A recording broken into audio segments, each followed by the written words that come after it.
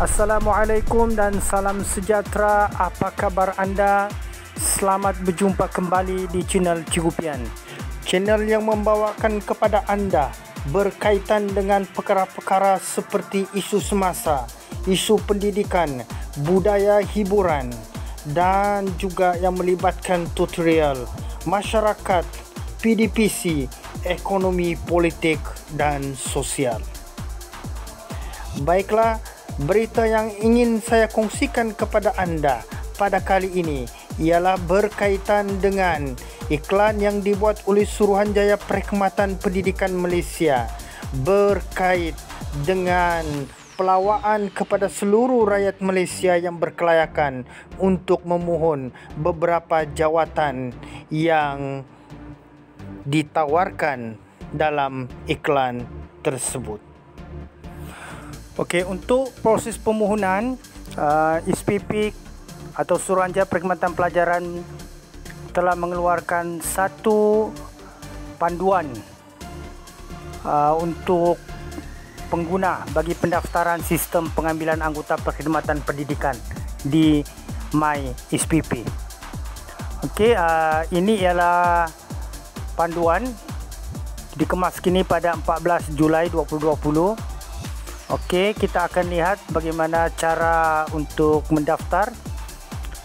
Okey, 1.0 ialah daftar MyID. Okey, pendaftaran ini hanya dilakukan sekali sahaja menggunakan pautan melalui alamat URL yang ini. Okey, myspp.spp.gov.my. Okey, lepas itu bila kita klik yang ini, kita akan dapat paparan seperti ini.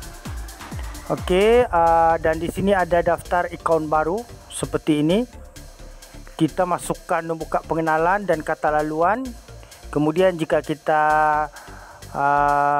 sudah daftar, kena daftar dulu, daftar akaun baru dulu.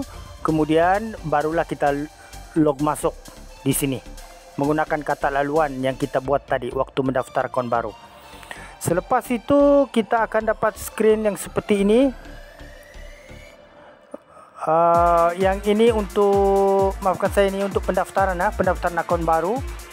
Okey, kita daftar akaun baru tadi yang ini. Kita daftar, kita klik yang ini dan kita daftar yang maklumat-maklumat ini, nombor kad pengenalan, nombor telefon, soalan keselamatan untuk tujuan resit kata laluan, ini masukkan nama ibu di sini. Kemudian negeri kelahiran pemohon, masukkan kata laluan sekurang-kurangnya 8 aksara, dan kemudian kod keselamatan masukkan di sinilah, dan kemudian kita klik daftar di sini. Okey, selepas itu pastikan semua medan yang bertanda bintang merah itu diisi. Nombor kad pengenalan dan nama penuh mestilah sama seperti dalam kad pengenalan. Selepas itu nombor telefon dan alamat email yang dimasukkan mestilah yang masih aktif, kerana semua penghantaran notis dan surat panggilan adalah melalui telefon dan email. Okey, pastikan anda juga mengingati soalan keselamatan kerana akan diguna bagi tujuan reset kata laluan jika kita lupa kata laluan. Selepas semua medan diisi, klik butang daftar yang ini, dan jika anda ingin mengisi semula maklumat, klik semula yang sebelah daftar ini. Okey, sekiranya anda mendapat ralat berikut, simak semula medan yang dinyatakan di bawah. Okey, kita akan dapat beberapa notification lah seperti ini. Okey, kata laluan dan sahkan kata laluan tidak sama. Okey, ini pastikan medan kata laluan dan medan sahkan kata laluan dimasukkan mesti sama. Lepas tu kod keselamatan salah, rujuk di sinilah apa yang perlu diperbetulkan. Dan juga kad pengenalan tidak tepat, pastikan kad pengenalan yang anda buat tepat. Dan pendaftaran tidak berjaya, hubungi hotline SPP atau ISPAA Sengkang SPP. Okey, pemohon ini biasanya bukan warga negara atau pemastautin tetap atau telah meninggal dunia atau maklumat tidak sah oleh Jabatan Pendaftaran Negara. Okey. Dan yang terakhir, bila berjaya kita akan dapat ucapan tahniah pendaftaran berjaya. Jadi boleh log masuk menggunakan ID yang sudah didaftarkan tadi. Okey, apabila kita Ini bagaimana pula caranya untuk kita lupa kata laluan.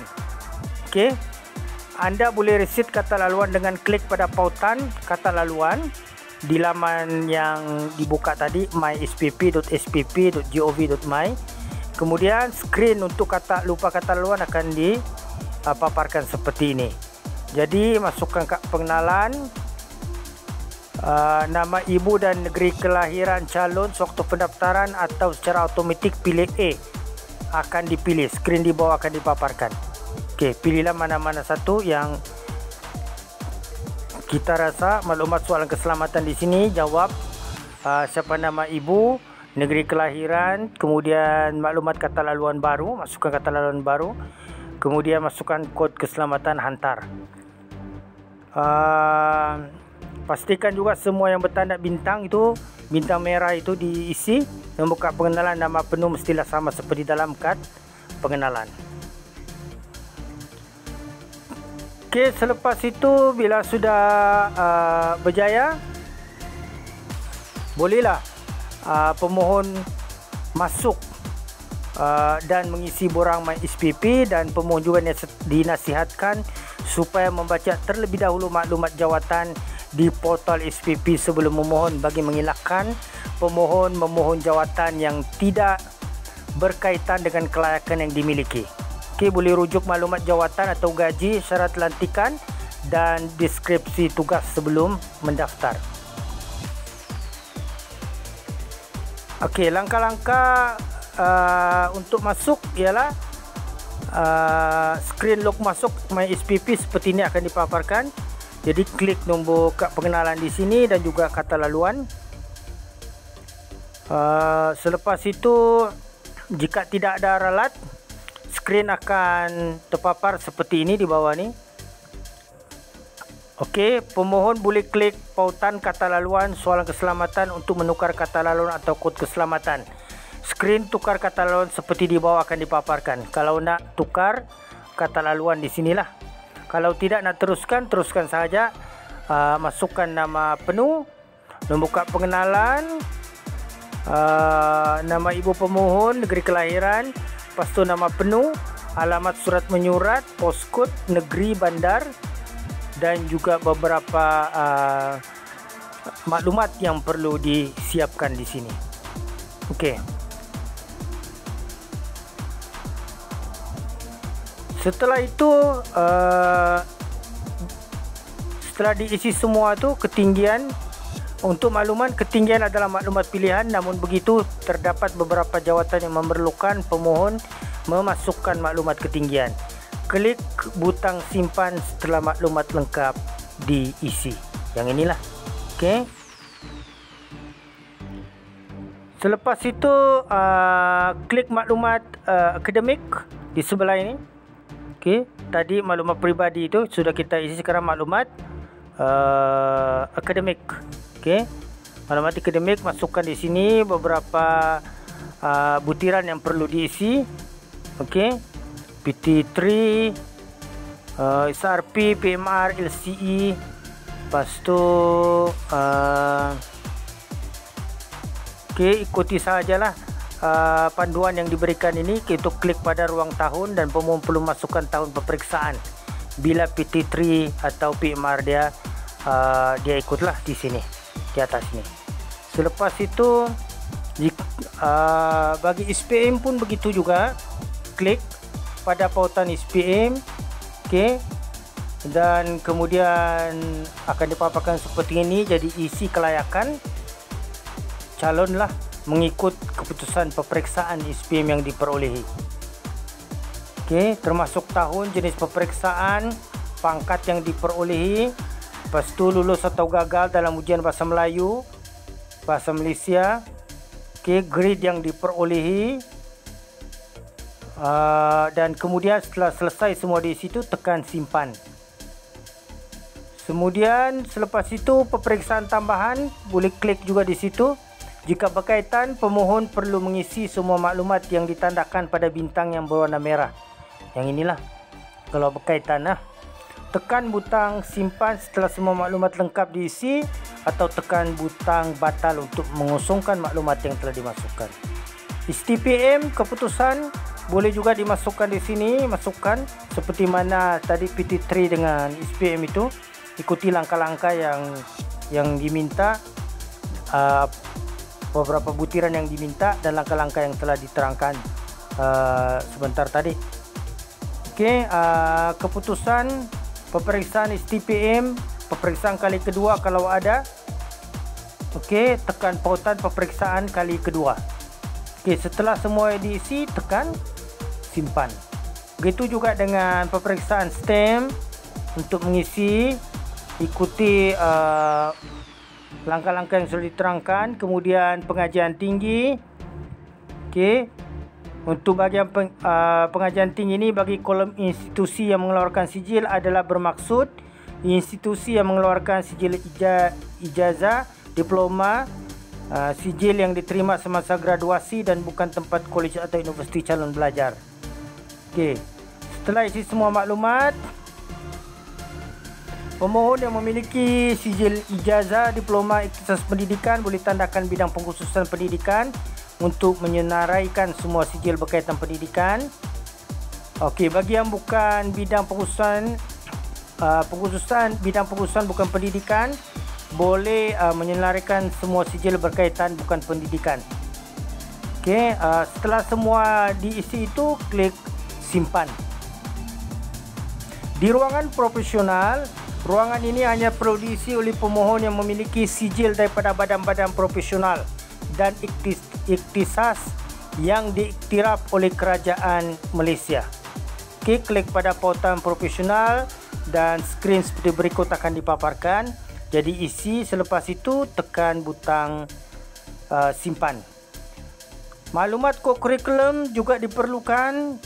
Calon hanya masukkan sukan dan persatuan yang tertinggi sahaja bagi sukan dan persatuan yang sama. Okey, selepas itu jika nak tambah, klik butang tambah itu, dan terakhirnya ialah tekan butang simpan. Untuk reka cipta dan pencapaian, anda boleh juga masukkan maklumat yang diminta, sama ada jenis reka cipta dan inovasi, pilih sumbangan yang diberikan dan peringkat penyertaan jika ada. Kemudian tekan simpan. Bagi pegawai yang sedang berkhidmat, menu ini akan dipaparkan jika pemohon memilih ya pada soalan adakah anda sedang berkhidmat dalam perkhidmatan awam, kerajaan tempatan, badan berkanun, polis. Soalan tersebut terdapat pada skrin maklumat pemohon. Okey, klik pada menu pegawai sedang berkhidmat, submenu pengalaman bekerja di sektor awam, dan skrin seperti ini akan dipaparkan. Ini bagi yang berkhidmat dengan kerajaan atau perkhidmatan awam, dia boleh isilah kawasan butiran-butiran yang diminta di kawasan ini. Pengesahan ketua jabatan lampiran A dan ringkasan kenyataan perkhidmatan lampiran D hendaklah dibawa semasa temuduga. Ini yang pegawai yang sedang berkhidmat lah, dan ada pengalaman bekerja di sektor awam. Selepas itu boleh klik simpan. Maklumat tambahan jika perlu boleh masukkan juga. Okey, bakat kebolehan bahasa, boleh masukkan bahasa-bahasa yang boleh dikuasai. Okey, lepas tu klik simpan. Bekas tentera pun atau polis diminta juga di sini. Jika berkenaan, sila isi ruang ini dan tekan atau klik simpan.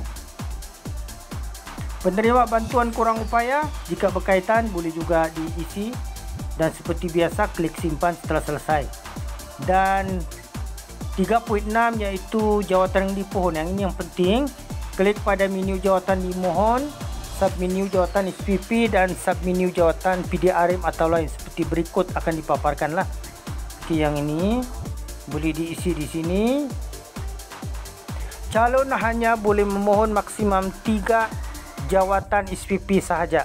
Pastikan jumlah jawatan keseluruhan adalah betul untuk memastikan jawatan dimohon tidak akan hilang apabila klik butang simpan. Okey, setelah semua diisi, pilih beberapa butiran yang diperlukan, termasuk pilih pusat temuduga, ujian khas daripada senarai yang diberikan, dan klik simpan. Dan yang terakhir 3.7 ialah pengakuan pemohon. klik pada pautan pengakuan pemohon tepat skrin ini. Okey, calon mesti simak kembali senarai jawatan yang dimohon. Okey, adalah seperti yang calon pilih, pastikan tarikh hantar dan tarikh daftar adalah sama. Jika sama, bermaksud permohonan berjaya sampai ke SPP. Jika tidak sama, sila simak semula padanan maklumat yang dimasukkan di setiap menu. Pastikan semua medan bertanda bintang merah diisi dan disimpan. Setelah itu, sekiranya pemohon telah berpuas hati dan maklumat-maklumat yang diisi, sila klik pada butang hantar. Dan apabila klik hantar, slip akuan pendaftaran permohonan jawatan SPP akan keluar seperti ini. Okey. Pastikan semua maklumat adalah sama seperti maklumat yang diberikan. Dan 4.0 adalah simakan permohonan. Pemohon yang telah berdaftar boleh menyimak status permohonan menggunakan pautan simakan permohonan. Langkah-langkah seperti yang diterangkan dalam panduan ini. Jadi anda boleh muat naik panduan ini sebagai panduan anda ketika memohon secara online di portal rasmi SPP, Suruhanjaya Perkhidmatan Pelajaran. Okey, itu sahaja perkongsian pada kali ini. Semoga bermanfaat dan share maklumat-maklumat yang ada dalam channel Cikgu Pian ini. Assalamualaikum dan selamat berjumpa kembali.